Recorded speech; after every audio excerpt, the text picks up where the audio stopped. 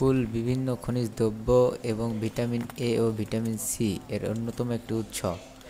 এছাড়া খনিজ পদার্থ, শর্করা, খাদ্যশক্তি, ফসফরাস রয়েছে এই বড়ই। উন্নতজাত বাড়িকুল ১, বাড়িকুল ২, বাড়িকুল ৩, বউকুল ১, বউকুল ২ এবং বিইউকুল ১ ইত্যাদি কয়েকটি জাত আছে বড়ইয়ের। বাংলাদেশের মধ্যমাগ থেকে মধ্যচৈত্র এবং মধ্য শ্রাবণ, মধ্য ভাদ্র পর্যন্ত সময় বীজ বপন উপযুক্ত সময়। বাগান আকারে গাছপালা লাগাতে হলে গভীরভাবে চাষ দিয়ে জমি তৈরি করা উচিত। বাড়ির আশপাশে পুকুর, ফোয়ারে কিংবা রাস্তার ধারে গাছপালা চাষ না দিয়ে সরাসরি গর্ত করে কুল বড়ই চারা লাগানো যায়। গর্তের আকার হবে সোয়া ২ হাত গুণ সোয়া ২ হাত গুণ সোয়া ২ হাত। গর্ত করার পর চারা রোপণের ১০ থেকে ১৫ দিন পূর্বে গর্তে প্রতি ২৫ কেজি পচা গোবর, টিএসপি, পটাশ ও জিপসাম সার প্রতিটি ২৫০ গ্রাম করে গর্তের মাটির সাথে মিশিয়ে গর্ত বন্ধ করে রাখতে হবে। জাতভেদে বীজের পরিমাণ শতক প্রতি ৩০০ থেকে ৬২৫টি।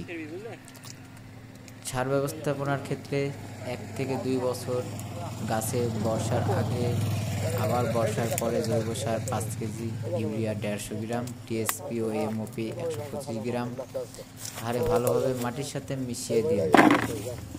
৩ বা ৪ বছর গাছের বর্ষার আগে বর্ষার পরে জৈব সার ৭.৫ কেজি, ইউরিয়া ২৫০ গ্রাম, টিএসপি ও এমওপি ২০০ গ্রাম হারে ভালোভাবে মাটির সাথে মিশিয়ে দিন। ৬ থেকে ৭ বছর গাছের ক্ষেত্রে বর্ষার আগে আবার বর্ষার পরে জৈব সার ১০ কেজি, ইউরিয়া ৩৫০ গ্রাম, টিএসপি ও এমওপি ৩৫০ গ্রাম হারে ভালোভাবে মাটির সাথে মিশিয়ে দিন। ৭ থেকে ৮ বছর গাছের বর্ষার আগে বা জৈব সার ২.৫ কেজি সাড়ে ১২। এ বিষয়ে আরও ভালোভাবে জানাচ্ছেন উক্ত বড়ই চাষি, সফল ব্যবসায়ী। আপনার এখানে কতটুকু জমি আছে? ৫০ বিঘা। প্রতিদিন কতজন শ্রমিক খাটে আপনার এখানে? আমার প্রায় ২৫ জনা ২০ জনা প্রতিনিয়ত।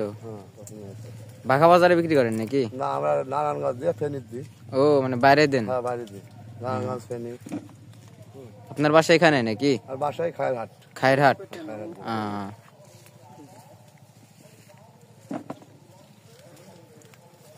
এইবারের ফলনটা বেশি, এবারের নাম কি? বল সুন্দরী। বল সুন্দরী? বল সুন্দরী বড়ই। এগুলা খুব ভালো বলে, খাতে খুব ভালো সুস্বাদ। এগুলা সেই রকম বলে, এগুলা ফলন বেশি। এগুলা ধরেছে, দেখছো না? এগুলা ধরে এরকম প্যান্ট করে ধরেছে, এগুলা তাই না? এগুলা প্রচুর বড়ই ধরেছে, এগুলা প্রচুর বড়ই। প্রত্যেকটা জায়গাতে আমার জাতির ভয় আছে, বুঝলা? সব ভয়ে পড়া এরকম ফসল হয়েছে। খুব সুন্দর ফসল হয়েছে। হ্যাঁ, ভালো ফসল হয়েছে, আল্লাহ খারাপ না। আর মান আলাদা। এখানে এগুলা বিক্রি হচ্ছে ১১০ টাকা কেজি, ১২০ টাকা কেজি। এগুলা ১১০ টাকা ১২০ টাকা বিক্রি হচ্ছে। আর এগুলা এই বাউগুলা চায়না বা চায়নাগুলো এগুলো ৫০, ৫৫, ৬০। প্রতিদিন কত কেজি করে বাইরে দেন? প্রতিদিন তাও ধরো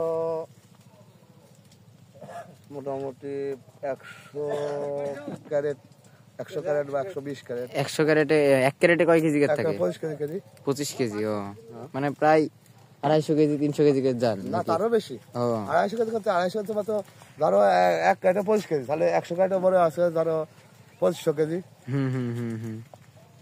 ২৫০ কেজি। হ্যাঁ, ২৫০ কেজি। ৩০০০, ২৫০০ কেজি এরকম প্রতিদিন পরে যায় আমার।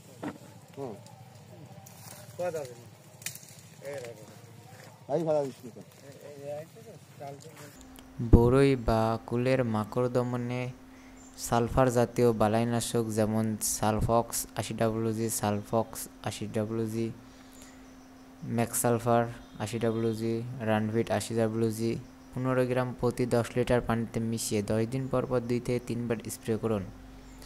ওষুধ স্প্রে করার সতর্কতা অবলম্বন করতে মুখে মাস্ক ব্যবহার করুন বা ওষুধ স্প্রে করা অবস্থাতে যে কোনো ধরনের পানহার থেকে বিরত থাকুন। বরই বা কুলের বাদামি বিশ্বাস পোকা দমনে সাইপারমেথ্রিন জাতীয় কীটনাশক প্রতি 10 লিটারে পানিতে মিশিয়ে 10 দিন পর পর 2 বা থেকে 3 বার পুরো গাছ স্প্রে করুন। ওষুধ স্প্রে করায় সতর্কতা অবলম্বন করতে হবে। বরই বা কুলের লাল মরিচা রোগ দমনে কপার অক্সাইড জাতীয় ছত্রাকনাশক ক্রুপোভিট 20 গ্রাম 10 লিটার পানিতে মিশিয়ে 15 দিন পর পর 2 বার স্প্রে করুন। ওষুধ স্প্রে করায় সতর্কতা অবলম্বন করতে হবে অবশ্যই।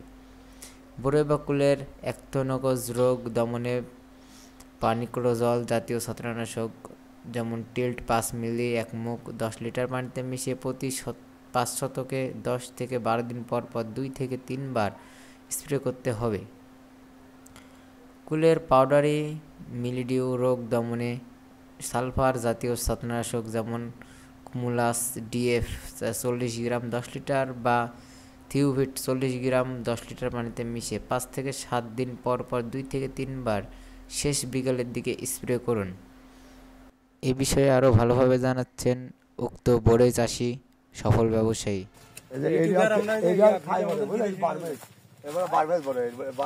পারভেজ বরই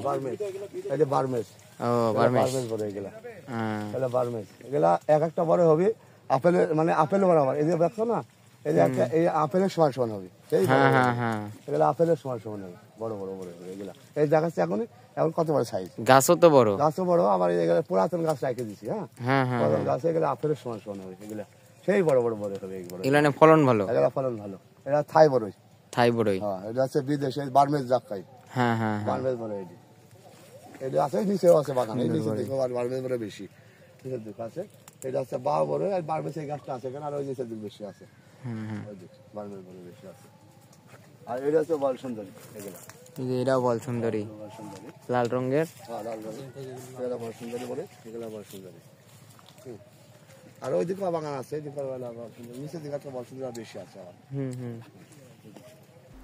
আগাছা গাছের খাদ্য ভাগ বসায় এতে করে আম গাছের ক্ষতি হয়। গাছের গোড়ায় যাতে করে আগাছা বা অন্য কোনো উদ্ভিদ জন্মাতে না পারে সেজন্য গাছের গোড়ার মাটি মাঝে মাঝে কুপিয়ে আলগা করে আগাছা বাছাই করে ফেলতে হবে।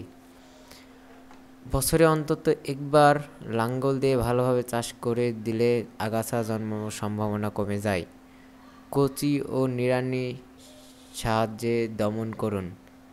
জমিতে পানি আটকে রেখে এবং আগাছা দমন করা যায়।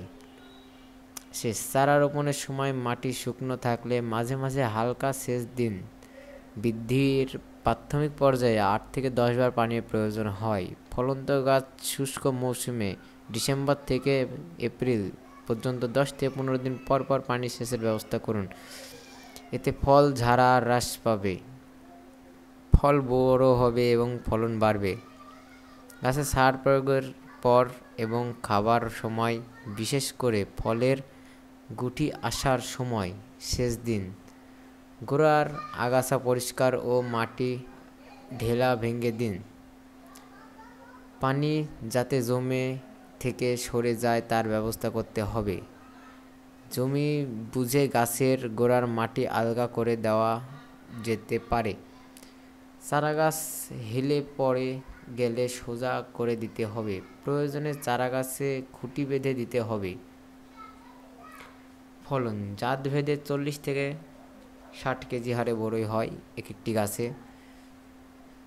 জাত অনুসারে মধ্যে পৌষ থেকে মধ্যচৈত জানুয়ারি থেকে মার্চ মাসের মধ্যে ফল পাওয়া যায়।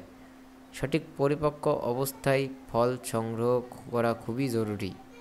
অপরিপক্ক ফল আহরণ করা হলে তা কখনোই কাঙ্ক্ষিত মানসম্পন্ন হবে না। অতিরিক্ত পাকা ফল নরম ও মলিন রং এর হয়। এতে ফলের রং গুণ সংরক্ষণ নষ্ট হয়ে যায় এবং তাড়াতাড়ি নষ্ট হয়ে যায়।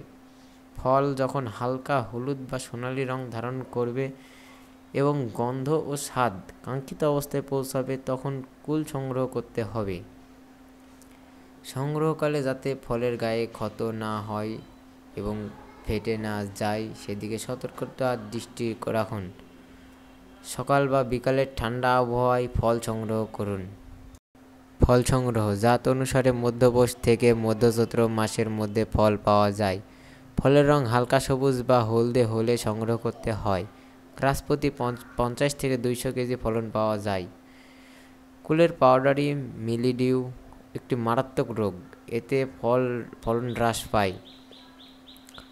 ওইডিয়াম প্রজাতির ছত্রাক দ্বারা এ রোগ হয়ে থাকে। গাছের পাতা, ফুল ও কচি ফল এ রোগে আক্রান্ত হয়। আক্রান্ত ফুল ও ফল গাছ থেকে ঝরে যায়।